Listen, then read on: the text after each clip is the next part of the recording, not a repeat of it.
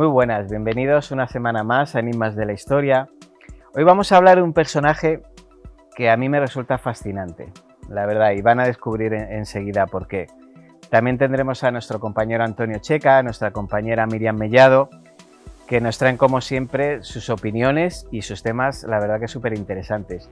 Y para terminar, os traigo al escritor de un libro que yo creo que os va a gustar, por lo menos os va a sacudir un poquito. Así que nada, empezamos otro Enigmas de la Historia.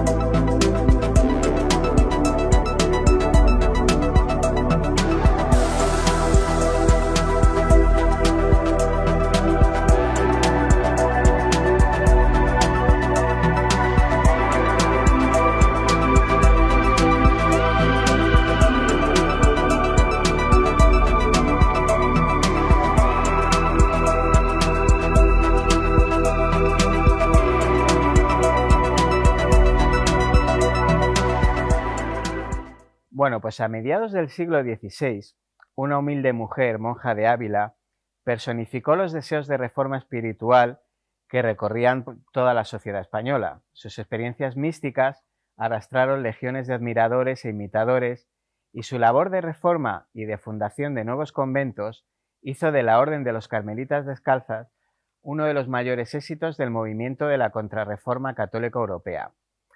La mujer de quien les hablo no puede ser otra que Teresa Sánchez de Cepeda Dávila y Ahumada, más conocida por todos como Santa Teresa de Jesús o Teresa de Ávila. Esta increíble mujer logró todo a través de una angustiosa lucha interior durante largos años de tormentos espirituales y ante los recelos e incluso la hostilidad de muchos de sus coetáneos, escandalizados ante los atrevimientos de aquella minúscula mujer. Muchos historiadores han destacado la audacia de su desafío frente a un poder eclesiástico copado solo por hombres que quería someterla y controlar su vivencia religiosa. Les hablo de una época en que hasta los pensadores más progresistas como Erasmo, Juan o Fray Luis de León creían que las mujeres debían callar. En esa época ella se atrevió a alzar la voz y defender la libertad espiritual de la mujer, y la suya en concreto, para comunicar sus experiencias interiores. Esta es la historia de Santa Teresa de Jesús. Hija de Alonso Sánchez de Cepeda y de Beatriz de Ahumada, Teresa nació el 28 de marzo de 1515. Por el lado paterno, era nieta de un rico mercader de Toledo que, por su condición de judeoconverso, sufrió el acoso de la Inquisición a finales del siglo XV. Condenado por el Santo Oficio, tuvo que marchar a Ávila para iniciar una nueva vida. Su hijo se casó con una cristiana vieja de familia acomodada, lo que fue un modo sencillo de alcanzar respetabilidad social. Cierto es que no se puede afirmar que estos orígenes familiares condicionaran la vida de Teresa. En 1576, cuando fue investigada por la Inquisición por supuestas conexiones con los herejes alumbrados, nadie recordó su ascendencia judía. Había transcurrido ya medio siglo desde que su progenitor lograra hacerse con una carta ejecutoria de hidalguía, amañada como tantas otras, pero eficaz para borrar la mácula que deshonraba el linaje familiar. Bien es verdad que su padre, en ese afán por vivir como un verdadero noble, murió arruinado después de ver cómo sus 6 hijos varones marchaban a las Indias a intentar hacer fortuna como muchos otros. Su madre le enseñó a su hija a leer y le aficionó a los libros de caballerías. El temperamento imaginativo de la niña se manifestó ya a los 7 años, cuando convenció a su hermano para marchar a tierra de moros a sacrificarse por Cristo. Su tío les detuvo en un puente cerca de Ávila. A los 16 años era una muchacha hermosa, amiga de galas y afeites, y apasionada de las novelas de evasión. Tuvo entonces amores con un joven que le presentó una prima, pero su padre se opuso a esta relación y decidió internar a su hija en el convento de Nuestra Señora de Gracia. Por esa época, Teresa de Ahumada estaba muy lejos de pensar en el convento, incluso era hostil a esa idea. Pero tampoco quería casarse, porque en la sociedad de la época una mujer estaba totalmente subordinada a su marido y ella se negaba a someterse a nada ni nadie. Años después, al escribir su vida, aplaudiría la gran merced que Dios regala a las religiosas en escogerlas para sí y librarlas de estar sujetas a un hombre que muchas veces les acaba la vida y plega a Dios no sea también el alma. Teresa siguió el designio paterno y permaneció en el convento año y medio, hasta que, debido a una primera dolencia, regresó al hogar. Cuando recuperó la salud, ya había decidido profesar en el monasterio carmelita de la Encarnación. Las penitencias y mortificaciones que se impuso la debilitaron y cayó de nuevo gravemente enferma. En agosto de 1539 sufrió un paroxismo, estuvo 4 días sin conocimiento y quedó al borde de la muerte, pero se repuso. En los 26 años siguientes fue una monja más de la Encarnación. Al principio se contagió del ambiente mundano que reinaba en el convento, donde eran usuales las visitas externas y cundían chismes y envidias. Los consejos de sus confesores no la consolaban. Hasta que, en 1555, cuando tenía 40 años, una imagen de Cristo llagado y la lectura de las confesiones de San Agustín produjeron su conversión. Poco después escuchó al Espíritu Santo que le decía: «Ya no quiero que tengas conversación con hombres, sino con ángeles». Su exaltación religiosa se tradujo entre 1559 y 1561 en verdaderas experiencias místicas que aparecen descritas detalladamente en su autobiografía. La más conocida es la de la Transverberación, representada por Bernini en su célebre escultura, un querubín que, remedando la pasión de Cristo, le infligía una manera de herida que parece al alma como si una saeta la metiesen por el corazón o por ella misma. Estos arrobos causaron inquietud en Ávila, en unos años marcados por el miedo a la herejía. Entre 1558 y 1562, la Inquisición procesó en Valladolid y Sevilla a centenares de protestantes y condenó a morir en la hoguera a más de 50. El hambre de Dios era peligrosa. Los confesores de Teresa dudaron de las visiones y comunicaciones que mantenía con Cristo. Algunos incluso le recomendaron que desconfiasen de ellas, pues podían ser cosa del demonio. Sus paisanos lanzaron contra ella vidriosos dicterios, la creían endemoniada, cuchicheaban que era una nueva Magdalena de la Cruz, la monja cordobesa que fingió unos estigmas y llegó a engañar a Carlos V y al inquisidor general, hasta ser desenmascarada en 1542, y hasta predijeron que acabaría en la hoguera. Teresa administró su fama de santidad de forma inteligente. Adoptó 1000 precauciones, consultó a teólogos y directores de conciencia y sometió sus revelaciones al examen más riguroso. Pero no pudo evitar que su emotividad psíquica se desbordase en fulgurantes éxtasis. Abusaba del cilicio y de una terrible rodaja de acero con muchas puntas salidas, con la cual tomaba disciplina y lastimaba su cuerpo hasta derramar mucha sangre y hacer llagas. Al mismo tiempo, Teresa estaba cada vez más convencida de la necesidad de reformar la vida conventual y restaurar la primitiva regla carmelita. Así, una tarde de septiembre de 1560, estando reunida con sus amigas en su celda, decidió fundar un nuevo monasterio de monjas a manera de ermitañas. El proyecto fue considerado un desatino por las autoridades eclesiásticas y civiles. Ávila era una ciudad pobre y la docena de conventos allí existentes sobrevivía a duras penas. Para Teresa, esas resistencias eran pruebas divinas, de modo que no cejó en su propósito hasta que en 1562 el monasterio de San José inició su andadura, con 4 virtuosas novicias. La patente que el padre Juan Bautista Rubeo, general del Carmelo, le otorgó en 1567 para que creara cuantos monasterios quisiera en cualquier lugar del reino fue el punto de partida de su colosal labor fundacional. Apenas se supo que el general había autorizado a la Madre Teresa a erigir otras casas del estilo de la de Ávila, le llovieron ofrecimientos. Así, al convento de Medina del Campo le siguieron los de Malagón, Valladolid, Toledo, Pastrana, Alba de Tormes, hasta un total de 16 femeninos y 14 de frailes. En todas las fundaciones, la entusiasta reformadora cuidaba con esmero lo relacionado con el lugar, la casa, los ingresos, las candidatas y sobre todo el servir a Dios, guardando los puntos básicos de la prístina regla: pobreza, clausura, oración, abstinencia de carne, ayuno. Teresa prefería la ayuda económica de los burgueses, que recibió generosamente en Medina del Campo, Segovia y otras ciudades, a la de los aristócratas, cuyos prejuicios detestaba y cuyas moradas suntuosas pensaba se habían construido privando a los pobres de aquello que necesitaban. Por supuesto, la alta nobleza se cobraba sus favores con exigencias. Su amiga Luisa de la Cerda, hija del duque de Medinaceli, la obligó a modificar el requisito de pobreza, pues en Malagón las carmelitas no encontrarían recursos para mantenerse.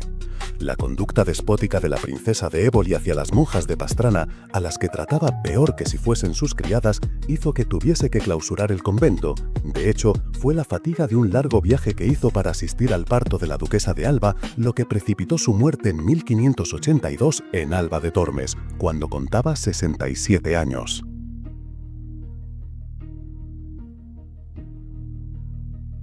Teresa de Jesús es una más de las muchísimas mujeres de la historia que han sido rechazadas por diferentes medios y de forma negativa. El sexismo de los modelos tradicionales sobre la identidad femenina.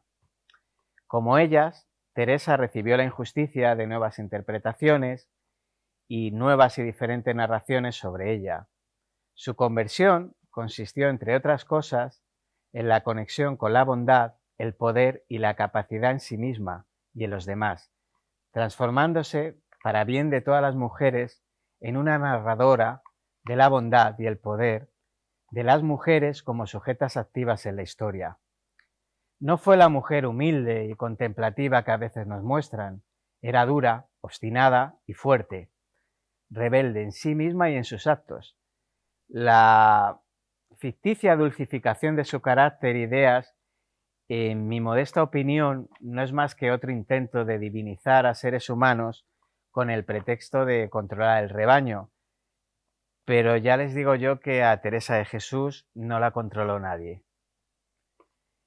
Y bueno, con esta historia nos vamos a ir un momentito a publicidad y nada, enseguida volvemos.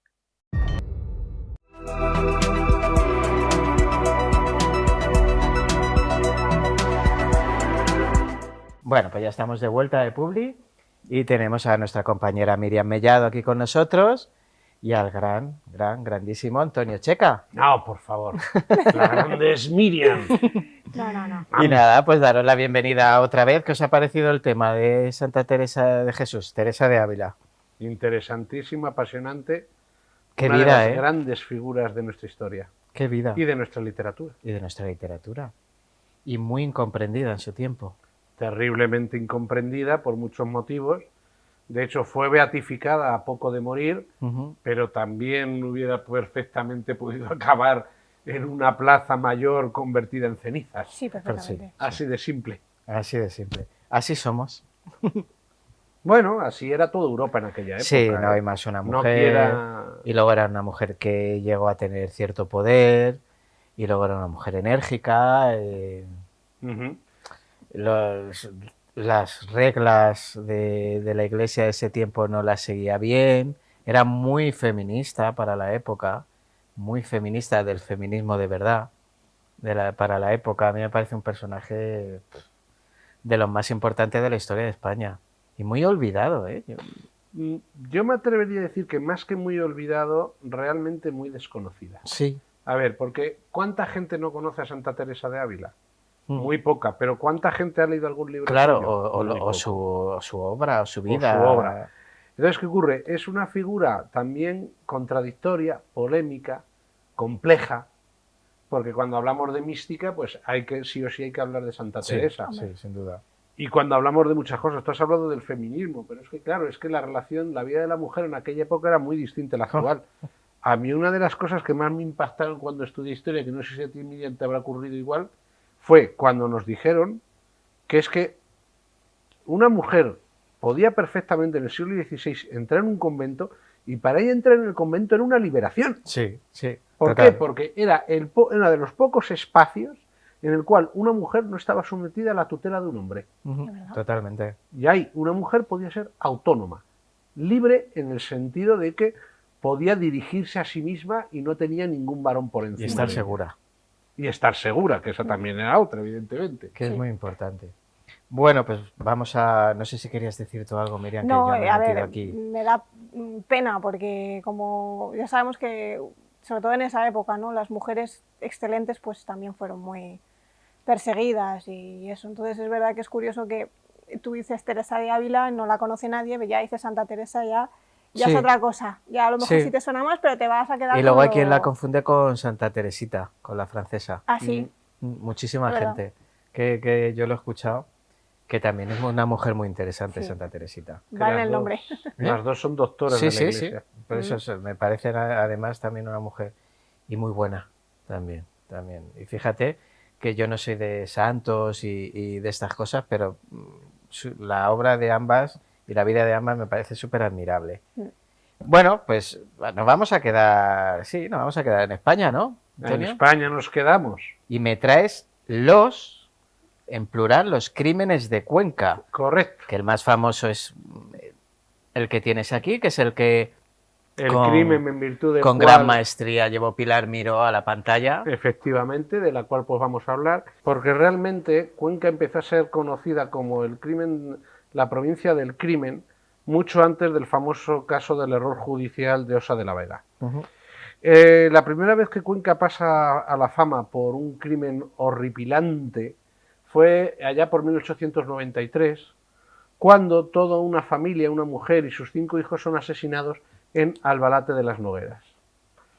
Aquí nuestros espectadores recordarán, habrán visto cuando hablamos de la mili y hablamos de una cosa que se llamaba la redención a metálico. Sí. ¿En qué consistía la redención a metálico? A ti te tocaba ir al servicio militar y a finales del siglo XIX ir al servicio militar no era, qué lástima, tengo 12 meses de hacer mili, no. Suponía algo que te podía costar una cesura importante en tu vida y además si había alguna guerra y las había, pues te podía suponer a lo mejor que no volvías a tu pueblo. Entonces, ¿qué ocurre? Una familia que a su hijo le toca hacer las quintas, dicen vamos a librarte como sea. Supieron que otra familia había vendido unas tierras y no se les ocurrió otra cosa más que al padre y sus hijos varones ir a donde estaba la otra familia por la noche y matarlos a todos para robarles. Este fue el primer crimen de Cuenca, el crimen que ocurrió en un pueblo que es Albalate de las Nogueras. Fue algo que causó No lo mucha conocía, ¿eh? ¿no? Es un crimen que quedó opacado por el otro Sí, crimen. el otro es como más espectacular por todo, porque no fue un crimen. Efectivamente.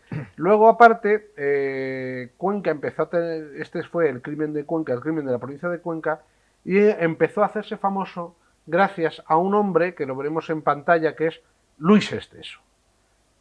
Hoy día, por ejemplo, Luis Esteso es alguien prácticamente desconocido. Sí. Sin embargo, a finales del 19 y principios del 20 fue uno de los escritores de más éxito. Era un personaje totalmente curioso, merecería la pena dedicarle un capítulo, porque era humorista, escritor, editor. A él se debe recuperar muchísimos textos barrocos del siglo XVII y del siglo XVIII humorísticos. El hombre era monologuista, inventó el monólogo antes de que se inventara. Antes de que tal. Y el hombre, pues no se le ocurrió otra cosa más que este crimen de Albalate de las Nogueras, popularizarlo y hacer lo que se llamó las coplas del crimen de Cuenca. Estas coplas del crimen de Cuenca empezaban así. Permítanme los espectadores, porque es que ya, hijos míos, reconozco que la memoria me falla. Pues aquí está. Pues entonces, ¿qué ocurre? Aquí Luis Esteso lo que hacía era imitar los antiguos con coplas de ciego, que se ponían en las plazas a cantar romances, y entonces Luis Esteso empezó a cantar: padres los que tengáis hijos, hijos que tengáis parientes, parientas que tengáis primos, y primos que tengáis suegra, mirad qué crimen más feo en la provincia de Cuenca. Y así una retahíla contando el crimen, en la cual, pues bueno, realmente lo que hacía era vulgarizar, era un humorista, etc. El caso es que estas coplas tuvieron tal éxito que a partir de entonces, estas coplas son del año 1900, Cuenca pasó a conocerse como la provincia del crimen. De hecho, ya la gente de edad todavía a veces lo dice, cuando dices, eres conquense, te dicen, anda, la provincia del crimen. Cosa que a los conquenses no les hace gracia. No, imagino que no. Correcto, y de hecho, fíjate tú que a Luis Esteso, en alguna ocasión, yo no sé, Miriam, si tú alguna vez has ido a algún teatro y has visto ahí un motín del público. No, afortunadamente para ti.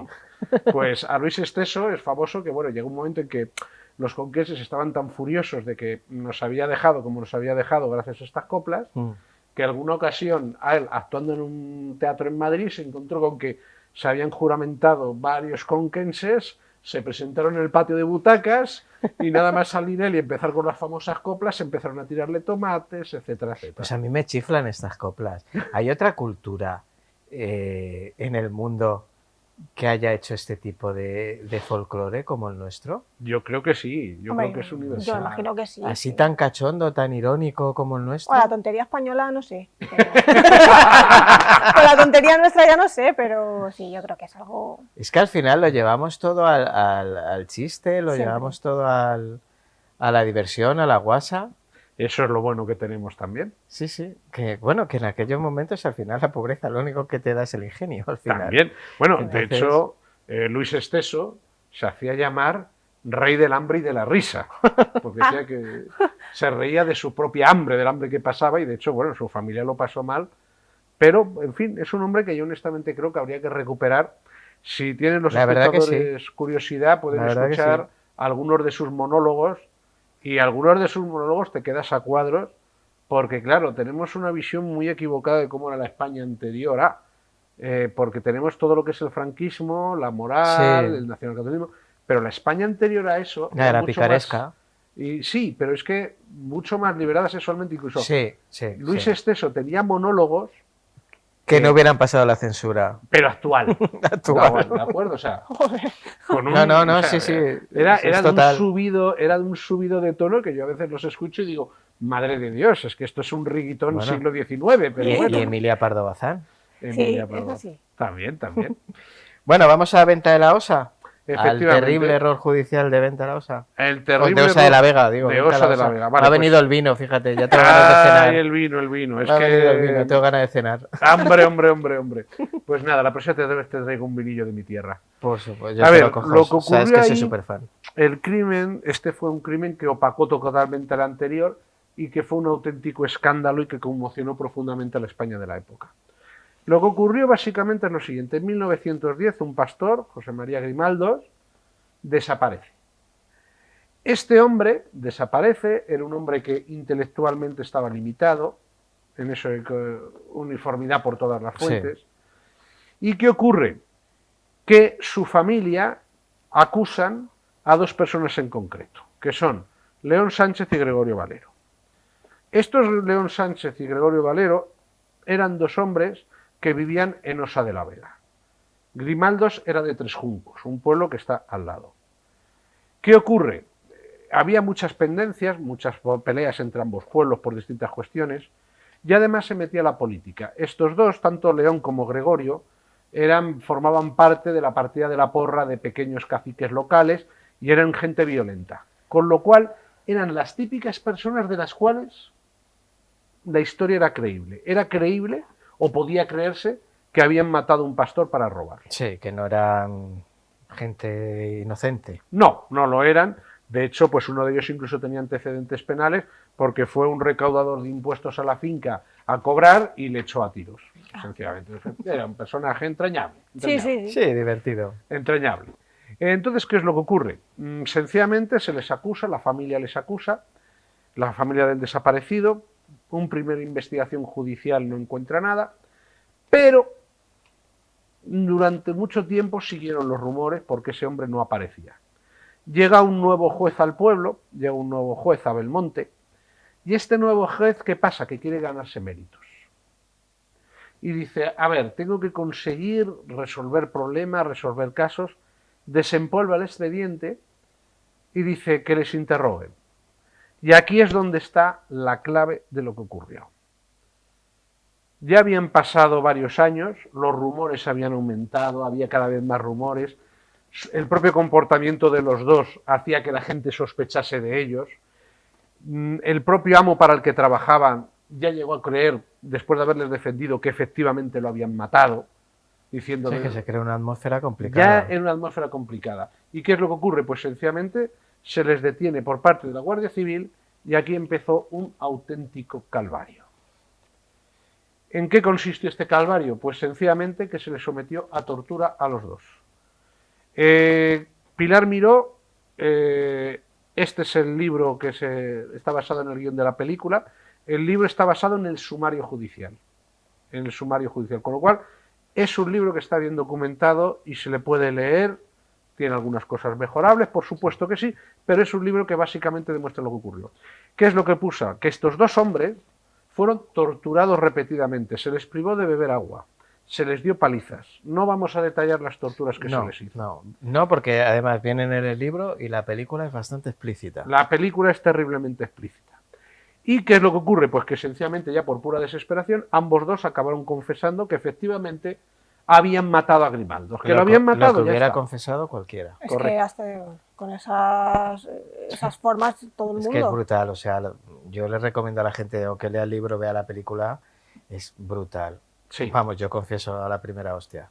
Ya también te lo digo. A mí ni me la dan. Si veo lo que va a venir después, digo, mira, me lo como y ya está. Ahí está. Bien, ha Bien, venido a visitarnos una polilla. pues ¿qué ocurrió? Pues que estos pobres hombres, finalmente, después de confiesan sus crímenes. Una vez, ya cuando están ante la Audiencia Provincial de Cuenca, el fiscal pide la pena de muerte. Ellos hasta ese momento, cuando ya se habían librado de las torturas, no paraban de decir que los dos eran inocentes. Pero claro, también es verdad que ya la situación de ellos había empeorado, porque la situación había llegado a tal punto que el uno empezaba a sospechar del otro. Claro. Y había momentos en los cuales el uno acusó al otro. Y hubo otros momentos incluso en que la mujer de uno de ellos, que también fue sometida a distintos tipos de torturas, no tortura física, pero sí torturas más psicológicas y tal, llegó a pensar que su marido efectivamente había matado al pobre Grimaldos. ¿Qué ocurre? Que ya finalmente llegan a la Audiencia Provincial de Cuenca y ahí sus abogados defensores les dicen, mira, si seguís insistiendo en la inocencia, vais a acabar los dos en garrote vil. Con lo cual, ¿qué es lo que tenéis que hacer? Pues mirad, vamos a ponernos de acuerdo, nos ponemos de acuerdo en montarnos una historia, que os pusisteis a jugar a las cartas y estabais los dos borrachos y que le matasteis por un accidente. Una pelea de borrachos. Ya está. Y ya está. ¿Qué ocurre? Gracias a eso se salvaron de la pena de muerte y fueron condenados a cárcel. Fueron condenados a cárcel y estuvieron prisioneros, pues tengo aquí los datos, discúlpenme los espectadores, pero la memoria ya no es lo que era. Y entonces, desde 1913 hasta 1924 estuvieron en prisión. ¿Y qué ocurre? Ya en 1924 son indultados, pero estando ya los dos indultados, intentando rehacer su vida de la manera que podían, porque porque nadie quería tener trato con ellos. Sí, porque la gente del pueblo lo consideraba culpable. De hecho, ellos estaban enemistados ya. Ellos estaban porque cada uno pensaba que a lo mejor había sido el otro. Efectivamente. De hecho, bueno, la hija de uno de ellos tuvo auténticos problemas. Hubo una hija en concreto que tuvo muchos problemas y no llegó a casarse porque estaba tal. Y hubo otra que sencillamente a su novio, al mozo que la requebraba, todo el mundo le decía, pero ¿cómo te vas a casar con la hija de un asesino? Claro. Y sin embargo se acabaron casando. El amor todo lo puede. Sí. Por suerte. Bien, pues entonces, ¿qué ocurre? Pues que de repente allá por 1926 hay dos cosas. Hay que rectificar. En 1925, de repente una hermana de Grimaldo recibe una carta con un texto muy extraño que le dice, mira hermana cómo estás, etcétera, etcétera. Extrañada. Dice, pero si es de mi hermano y mi hermano ha muerto, no es posible. Fue a decírselo al cura. El cura dijo, mira, esto es una broma, lo más probable, esto es tal, porque honestamente, todos sabemos que tu hermano está muerto. Claro, que el cadáver no apareció. Y el cadáver no apareció. Entonces, ¿qué ocurre? Esa carta ni el cura ni la hermana le hicieron ningún caso. Problema, en 1926 el cura recibe una carta del cura de Mira, un pueblo que está en la misma provincia de Cuenca, donde le pide partida de bautismo y partida de defunción de José María Grimaldos porque se va a casar. Con lo cual, el cura se queda totalmente a cuadros. Normal. El cura se queda totalmente a cuadros. Hay rumores de que incluso, porque el cura había sido parte importante en los rumores que habían salido, que les llevaron estos dos hombres a donde les llevó, pero el caso es que totalmente impactado salió a contar esto al cacique del pueblo, lo oyó un tercero, ese tercero se lo contó a la familia de uno de ellos, y a partir de ella es cuando realmente estalló el tema. Porque es que, claro, a partir de ese momento hubo un periodista que lo publicó y ahí es cuando ya se convirtió en el auténtico crimen de Cuenca, supuso un auténtico escándalo nacional, porque es que además se demostraba claramente que se habían condenado a 2 inocentes. Se demostraba que el juez había tolerado las torturas. Se demostraba que la Guardia Civil había torturado sistemáticamente a los detenidos. Se demostraba que 2 médicos habían tenido la desfachatez de firmar que los 2 reos no tenían ningún signo de violencia. O sea, es que fue todo... Un escándalo brutal. Fue un escándalo tan brutal, que causó una auténtica conmoción en la época. Y obligó a replantearse muchísimas cosas. Pero en todo caso fue uno de los crímenes que impactaron más en la historia de España. Y menos mal que Grimaldo decidió casarse. Y menos mal que Grimaldo decidió casarse. Porque si no se quedan con esa fama para toda la vida. Y menos mal que no se les dio garrote. Sí, imagínate. Y menos mal que no se les dio garrote. Porque claro, se les pudo haber dado garrote perfectamente porque era lo que se les quería hacer. Y menos mal que no les linchó nadie, porque hubo momentos en los cuales corrieron serios peligros de linchamiento. Fue así. Bueno, la película la verdad es que lo explica súper bien. Sí. Súper bien. Hay otro tercer crimen de Cuenca, pero que sencillamente es un libro que está publicado en los años 30 y sencillamente lo que hay es el autor, es un buen libro de todas formas, en la cual el autor lo que hace es aprovechar todas estas tradiciones de los crímenes de Cuenca, etcétera, etcétera, para decir que el auténtico crimen de Cuenca era el estado de abandono, de miseria, en la que estaba la provincia, etcétera, etcétera. Pero en todo caso, esos son los crímenes de Cuenca. Y ahora ya pues podemos pasar a esa película que me has comentado, que tú la has visto, lógicamente. ¿Cuál? La del crimen de Cuenca. Sí, por supuesto. Además la he visto varias veces. Y es que cada vez que me estabas hablando, no se me olvidaba la escena de Guillermo Montesinos cuando vuelve. ¡Que estoy vivo! ¡Que estoy vivo! ¡Estoy vivo! ¡El Cepa! ¡Soy el Cepa! ¡Que estoy vivo! ¡Que no me han matado! Pues claro, él lo pide y eso llega al escándalo. Pero él, en el pueblo que está viviendo, que no estaba muy lejos, escucha las coplillas del crimen de Cuenca y se queda como... Muy despierto no era, porque seguramente tendría alguna minusvalía esa criatura. Y como, no, si yo no estoy muerto, o sea, que estoy vivo, que estoy vivo. Y bueno, aparte de las interpretaciones que son fabulosas, la verdad de todo el reparto, se grabó en Belmonte. Se grabó en Belmonte, se grabó en Tres Juncos, se grabó en La Osa. Pilar Miró insistió mucho en grabarlo en escenarios naturales donde había ocurrido. Incluso intervienen en la película descendientes. Y a mí me parece una cosa maravillosa. Pilar Miró tenía una forma de trabajar que era muy obsesiva. Era muy obsesiva, lo cual hacía que fuera todo lo buena que era en su trabajo. Sí. No lo tuvo fácil, la verdad, porque hubo mucho problema para sacar esta película adelante, por la España que representaba. Sí. Claro. Que no, a nosotros nos encanta enterrar esas cosas, pero claro, es lo que somos. Y no lo tuvo fácil, pero era una tía con paro de varios. Era una mujer con gran valor, pero es que esta película, la película en sí tiene derecho a una historia independiente, incluso se ha estudiado y se ve. La película, sepan los telespectadores, que es la única película censurada en democracia. Sí.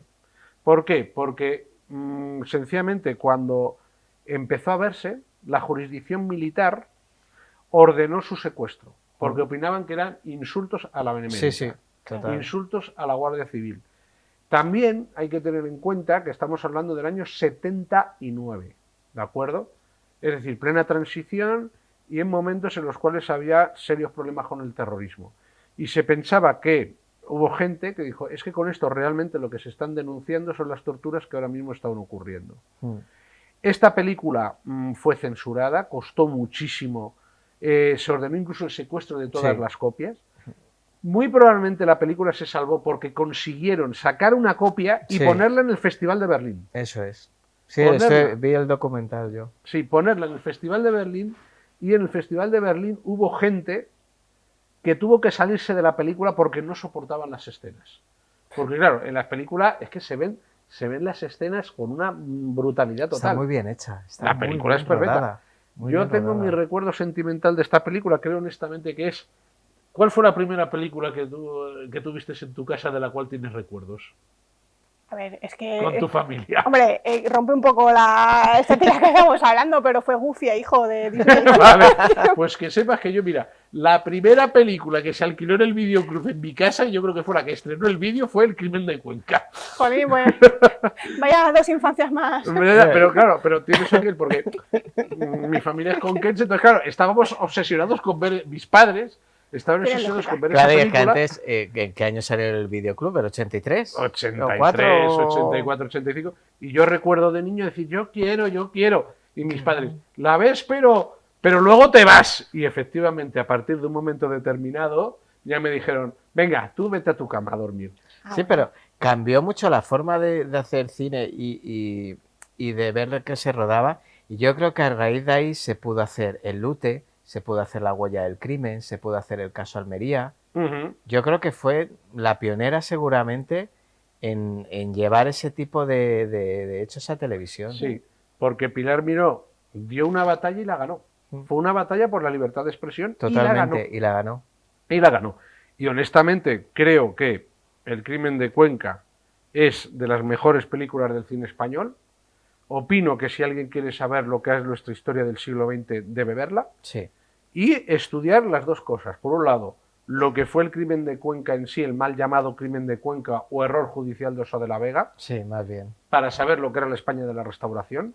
Y luego esta película para saber, y las circunstancias que rodearon esta película, para saber cómo aquí tenemos a los dos grandes, a los dos amigos cuando todavía eran amigos y antes de que las circunstancias les hicieran lo que les hizo. Qué interpretaciones. Eso Esta es de las maravillosa. mejores interpretaciones que hay. Y sencillamente, vean ustedes esta película. Y yo querría terminar con una recomendación, con un libro magnífico, maravilloso, del siglo XVIII que se titula De los delitos y las penas, de César Beccaria. César Beccaria, en un momento en el cual la tortura se consideraba una prueba judicial más, fue de los primeros que levantó la voz y dijo, señores, no se debe torturar a nadie. Que se confiesa a cualquiera. Confiesa cualquiera. No hay una investigación, confiesa cualquiera. Confiesa cualquiera. Y la triste historia del crimen de Cuenca, es la prueba, la viva imagen. Con lo cual, siempre que oigan ustedes a alguien decir, si me dejan a mí con ellos en 3 días cantan, digo, es que a lo mejor cantan cualquier cosa. Sí, cantas Claro. hasta tú. Bueno, como a mí no me lo has preguntado antes de irnos, te voy a decir mis películas. No me Mira, digas. la primera película que yo vi en televisión fue Superman. La de Richard Donner, la primera, Superman, la de Christopher Reeve. La primera que yo vi en el cine fue Regreso al futuro. Era cine matinal y echaban Pipi Lastrum, que me encantaba, Pipi Calzas Largas. Calzas largas. Eso es. Y luego echaban en sesión continua Regreso al futuro, que me la vi 3 veces. Tal cual. Película. ¿Y sabes cuál fue la primera película que alquilamos con el vídeo? ¿Cuál? En aquel sistema beta. Madre Todos al suelo. De Fernando Esteso, Andrés Pajares, Antonio Zores, etcétera. Esa fue la primera película que se alquiló en mi casa con el vídeo beta. Efectivamente. Gran película. Pues como mira. todas las de Pajares, Esteso, Ozores y compañía. Esas fueron mis primeras experiencias cinematográficas. Como ves, Ea. hay de todo. Pues nada, muchas gracias, Miriam Mellado, Antonio Checa, muchísimas gracias como siempre. Y nada, espero veros muy prontito por aquí. Muy bien. Muchas Hasta la gracias. próxima, si Dios quiere. Muchísimas gracias, chicos. Bueno, pues hoy vamos a terminar con una entrevista a una persona que la verdad es que le he cogido mucho cariño. Nos conocemos hace poco, pero le he cogido mucho cariño. Es una persona que sabe muchísimo y viene a presentarnos un libro suyo muy interesante. Él es Diego de Labouré. Bienvenido, Diego, a Enigmas Muchas de la gracias. Historia. Ya tenía ganas de tenerte aquí conmigo. Y bueno, vienes a hablarnos un poquito de tu libro. Cuéntanos un poquito cómo se titula tu libro. Cuéntanos un poquito la historia. Mi libro se titula Un trotamundos de Madrid, porque básicamente cojo a un arquetipo, cuestión que hoy en día está muy en decadente, y sin entender los arquetipos no podemos entender nuestro devenir y tampoco Occidente, que es Manuel Montalbán, que hace no el periplo del héroe, sino el viaje del esperpento a través del Madrid de principios del siglo XX, mostrando distintas facetas y distintas caras de España. Esto lo hago con el fin de tratar de denunciar las situaciones actuales. Bueno, actuales. El libro lo comencé a escribir en 2014, que tenía pues entonces 17, 18 años, fíjate lo joven que era. Me había leído a Valle Inclán, todas sus obras, los grandes literatos en la clase de lengua y literatura, el bachillerato. Y claro, era un año que era candente. 2013, 2014, surgen los populismos, surgen todos estos escándalos políticos, y yo vi que había descubierto un arma muy potente, un arma capaz de denunciar y de exponer por lo menos la realidad, deformándola, haciéndola grotesca, como exponía Valle Inclán, Sí. esos espejos cóncavos de la calle del Gato, para tratar de de conmover a las personas y de motivarlas, pues, a la falta de conformismo, de dejar de aguantar lo inaguantable y pasar a la acción. ¿Y cómo te inspiró el esperpento de Valle Inclán? ¿Cómo lo adaptaste a tu visión, a tu estilo?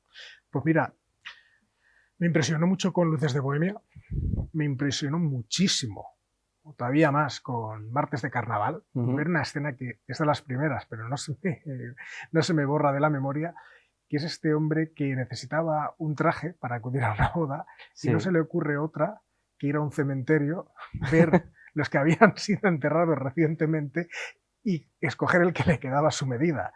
Según he ido desarrollando esta obra en estos ya 12 años, he visto que eso no es ingenio de Valle Inclán y que muy probablemente Fue una realidad. fuera una realidad, igual que en el libro pongo anécdotas personales o Sí. oídas que he ido tomando, pues al final es algo que es interesante, porque cuando idolatramos a los escritores o grandes figuras pensamos que es fruto de su genialidad, y bueno, también es una genialidad. Sí, pero puede ser de su existencia, Exacto. como nosotros escribimos al final.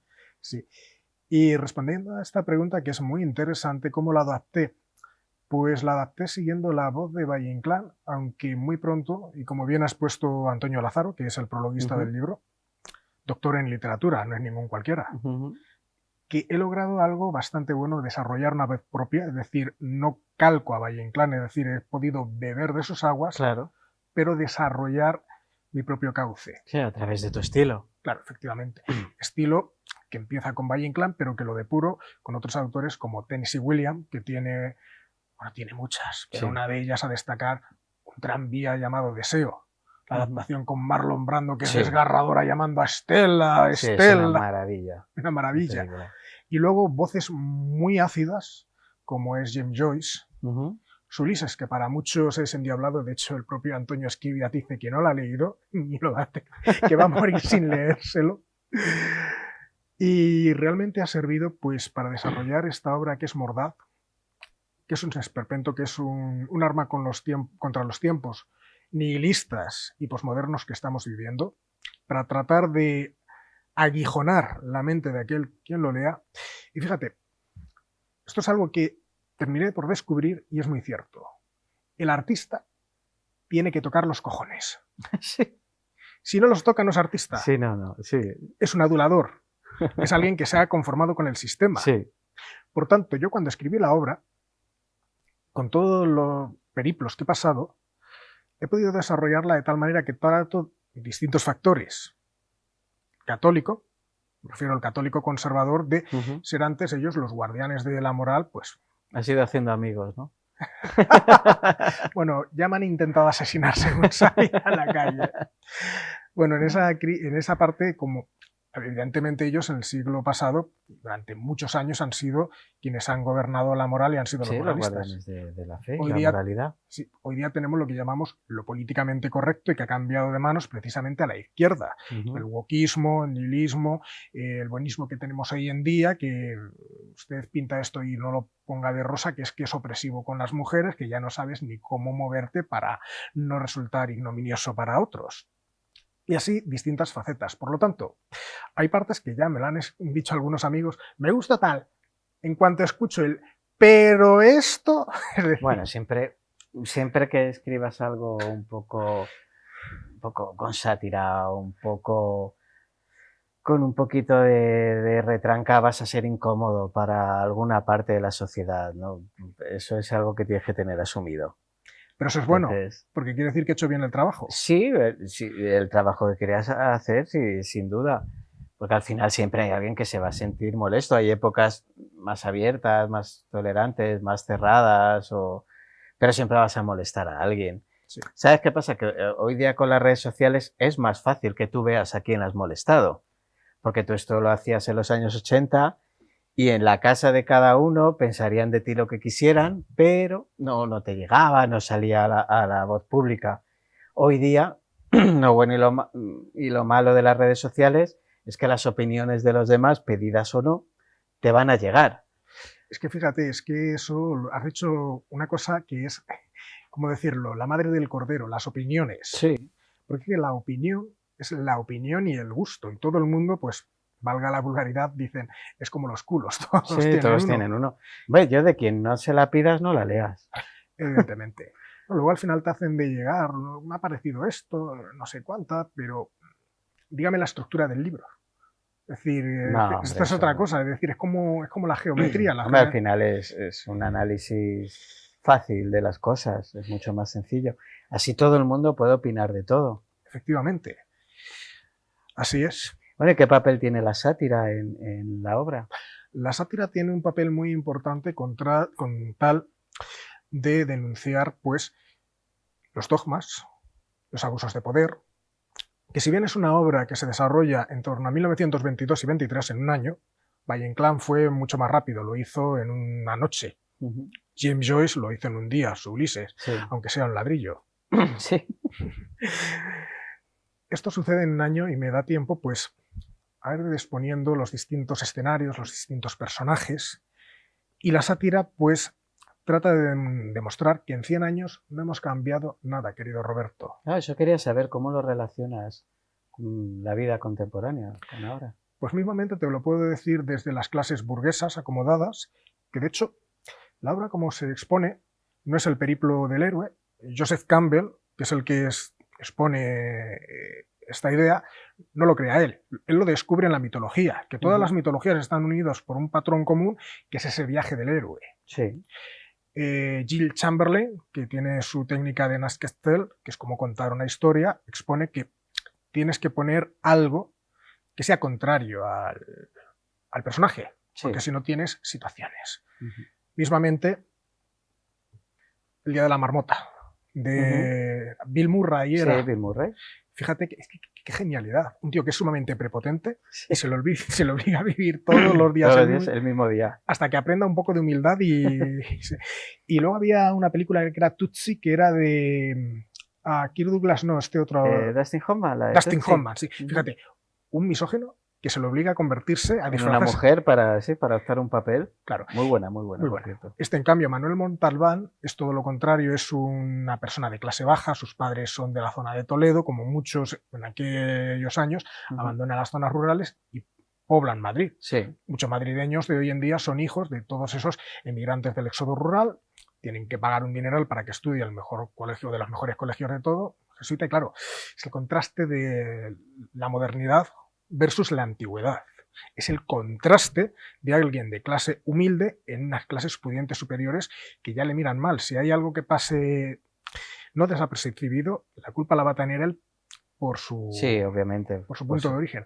Claro. Y en ese contexto del pasado con el presente, en los viajes que realiza el Trotamundos, guiado de su amigo Gabriel Mendoza, que es parte de la nobleza, pero es una relación básicamente de dominio.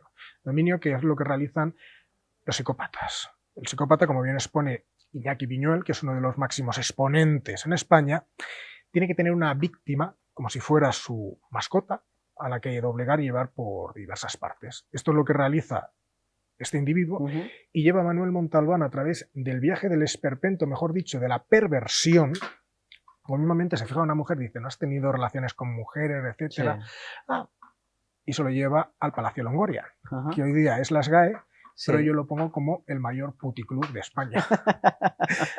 Y claro, ahí de repente se encuentra y dice, oye, ese no es Juan, no es el príncipe, el hijo de Alfonso XIII, y ese no es el ministro no sé qué, dice, ¿Dónde te crees que hacen los políticos en la monarquía sus negocios?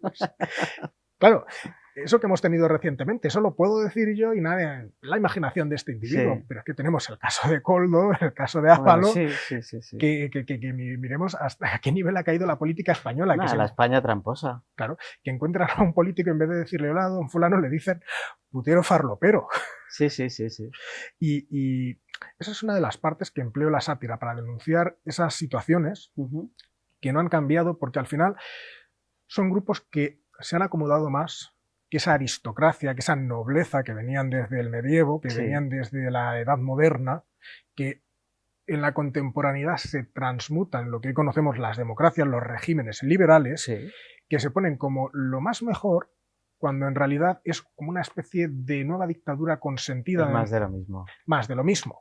Y hay un parón, que es el franquismo, porque evidentemente Franco instaura pues, su propio modelo, que va Ujú. mutando a lo largo del tiempo, es cierto, a Sí. lo largo de esos 40 años, pero cuando termina y vuelve la democracia, pues todas estas personas, como bien he dicho, los acomodados de un lado de la derecha, los de la izquierda, los Una anarquistas, nueva aristocracia. sí, Al final. evidentemente. Incluso hay una cosa que es muy sangrante, que es la ley de enjuiciamiento Ujú. 14 de septiembre de 1882, una ley medieval que atenta contra el demandante, no contra el denunciado. Es decir, Ujú. que lo podemos ver con el caso de los seres de Andalucía, que Sí. acabó preso se llamaba Roberto, creo, igual, que fue el que denunció a Comisiones Sí. Obreras, o el juez Presencia, que es el único juez que ha denunciado la corrupción judicial en España, y debería haber pasado 400 días y ya lleva casi 800, 900 días metido preso. Es decir, por eso se ve ese salto, es decir, que no hemos cambiado nada de aquí a 100 años y mucho menos de aquí a 50 años. No, y seguiremos haciendo esperpentos. Totalmente. Que Oye, sería... te quería preguntar porque me chocó mucho por qué decidiste comparar la obra con Sócrates. ¿Qué significado tiene eso para ti? Pues mira, tiene referencia con un profesor que tuvimos en cuarto de carrera, Ujú.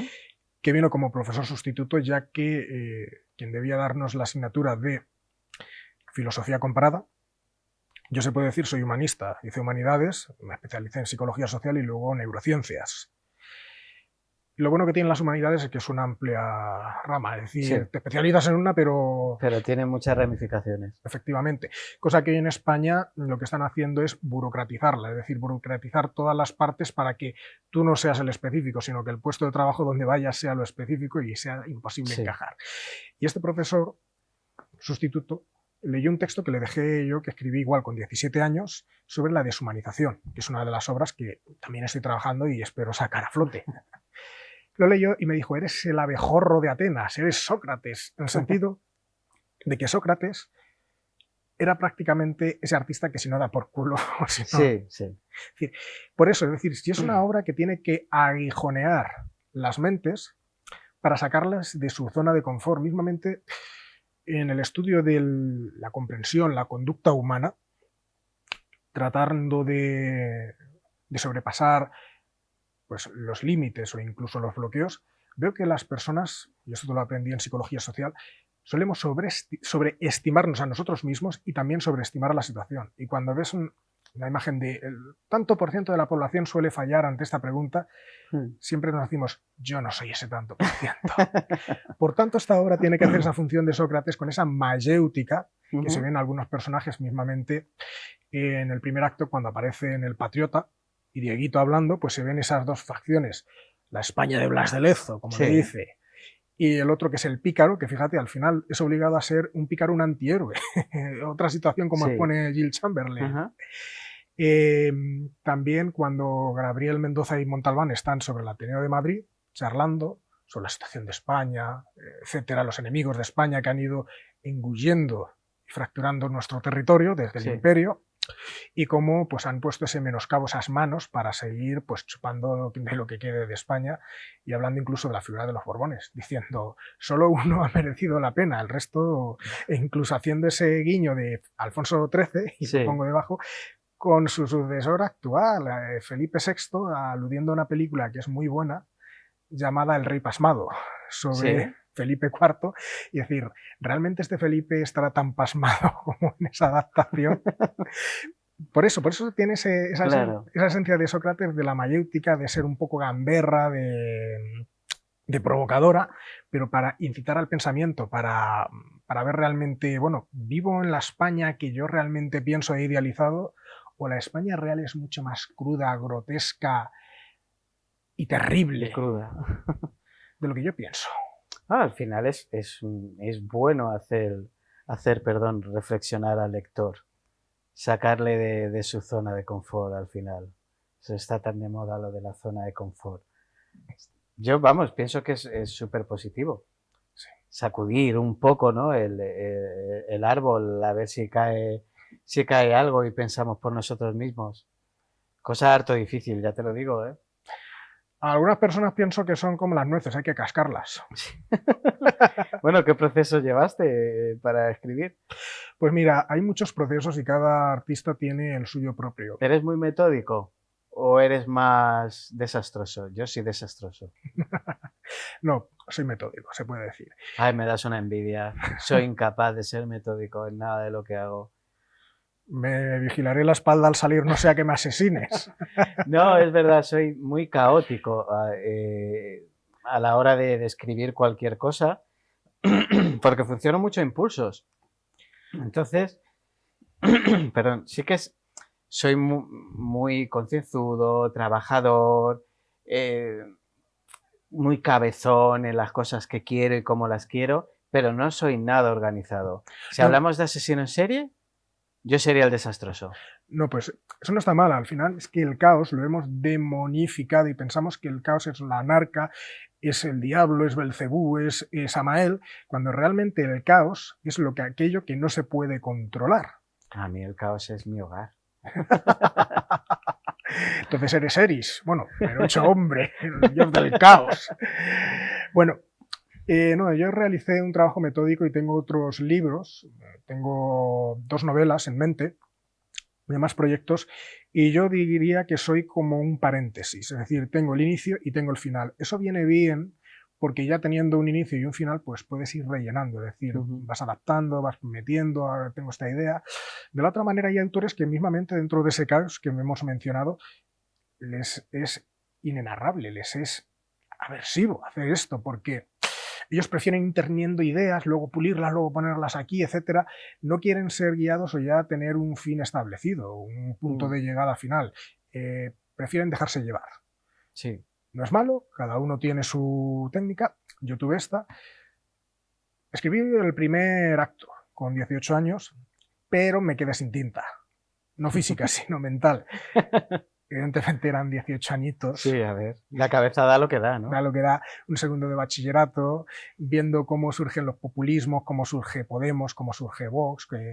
Y claro, ahí lo que haces es que empiezas a abrir la boca para que entre el agua y ya, bueno, ya filtras. ¿Sí es que te pilló? ¿Con qué edad todo aquello? ¿Con 18 años? 18 Pues años. que te pilla con esa edad, con esa apertura mental, te pilla todo, pues eso, la llegada de Podemos, Ciudadanos, Vox, todos los políticos nuevos, lo que parecía el fin del bipartidismo, muchas ideas nuevas, mucha gente fresca, joven, que parece que van a cambiar las cosas. Tuvo que ser eso Total. un vuelco total. Sí, el 15M... Qué bonito parecía todo, ¿verdad? Vale, bonito, sí, bonito. La llegada de, bueno, los nuevos movimientos dentro de la Unión Europea, como bien dices, Podemos, la situación de inestabilidad, las tarjetas black, Sí. los escándalos políticos, aunque bueno, yo pienso que el presente ha superado al pasado en cuanto a corrupción política. Yo qué sé, yo es que no recuerdo ningún gobierno de la democracia sin escándalos de corrupción. Efectivamente. Pues pasó eso y al final pues tuve que ir pasando por un periplo personal, terminar la carrera, tener experiencias, meterme en política. Estuve en 2 grupos políticos, unos 3 años y medio. ¿Qué valor tienes? No, es que se llama ser masoca. Me gusta autoflagelarme. Sí. Totalmente. Y de hecho, doy muchas gracias a ese profesor porque aprendí bastante de política. Mira que hubo un libro muy interesante en el máster que se llama No pienses en el elefante. Tiene su nombre psicológico, que es cuando tú induces un pensamiento y la persona cuanto más trate de alejarlo, más le va a venir. Más le viene. Más le viene. Pero es un libro que está también enfocado al pensamiento psicopolítico. Muy interesante, expone cómo son los, sobre todo en el marco estadounidense, cómo son los republicanos, Sí. los demócratas, etcétera. Y me vino para engrosar pues, gran parte de lo que fui aprendiendo a la política y por eso he elaborado, tiene esta parte de política o su crítica Claro. a la política, este libro. Y luego también, pues, vivencias personales. Mismamente agradezco mucho a Arturo Pardos, que es un buen amigo mío, ya mayor, un verdadero dalisiano, que de hecho, lo que no haya vivido ni Arturo, Antonio, mi prologuista, Ajá. incluso Fernando Ruiz de la Puerta, que es también mi principal maestro intelectual, yo pienso que no lo ha vivido nadie. Es decir, tener mismamente ocurrencias como Arturo de la genialidad de organizar un congreso de la composición geométrica de Dalí Sí. y en las invitaciones pusieron lonchas de jamón plastificadas y dibujaron las horas y las manecillas. Ajá. Pero es que era un congreso internacional que llegaron de manera diplomática a Sí. otras embajadas e incluso a las árabes, que en ese entonces Felipe, que era príncipe, Claro. estaba en Marruecos, era una de las bodas de los hijos, un familiar de Hassan II, y Sí. tuvieron que España dar explicaciones porque habían enviado a un país. Lonchas de jamón. Madre mía. Pues este hombre me explicó mismamente cuestiones que son trascendentes. He dicho lo de los arquetipos, y es que Ujú. también hay una cuestión importantísima que son las 3 S's. El símbolo, el signo y la señal. Ajá. Las botellas de champán de aquellos años estaban decoradas con las ilustraciones de Alphonse Mucha, Ujú. que es uno de los mayores exponentes del Art Nouveau en Europa. Y yo expongo que en ese Palacio Longorian las ponen boca abajo. Y es que hay una diferencia. Tú cuando vas a un sitio de lujo las ponen boca arriba cuando las han terminado y boca abajo cuando estás en un putiferio. Ujú. Es decir, claro, hablar con este señor y que me dijera eso es la genialidad de decir, esto lo voy a incorporar. Claro. Leer a Joyce, que de hecho Joyce tal vez haya sido el querer hacer una apología a Joyce o hacer una Ajá. referencia, uno de los pasajes, la decisión más difícil de escribir en la obra y que todavía me da miedo en el sentido de cómo se lo van a tomar algunas personas en concreto, Claro. pero era necesario ponerla. Obviamente. Bueno, pues nos tenemos que ir. Diego, nos quedamos sin tiempo. Tempus Nada, fugit. siempre se nos pasa rápido. Pues muchísimas gracias por estar aquí, por contárnoslo todo. El libro es interesantísimo, la verdad es muy mordaz. A mí es una literatura que me gusta. Y nada, pues nos vemos prontito por aquí, Diego. Si no me han crucificado Si no te han todavía. crucificado todavía. Diego de la Buré, muchísimas gracias por estar aquí con nosotros en Enigma de la Historia. Y nada, pues ya nos vamos. Un placer, como siempre, estar aquí en esta horita y poco acompañándoles. Y esperamos que les haya gustado mucho el programa. Lo hacemos, como siempre, con muchísimo cariño. Así que muchísimas gracias. Y nada, nos vemos muy prontito con más enigmas de la historia. Muchas gracias.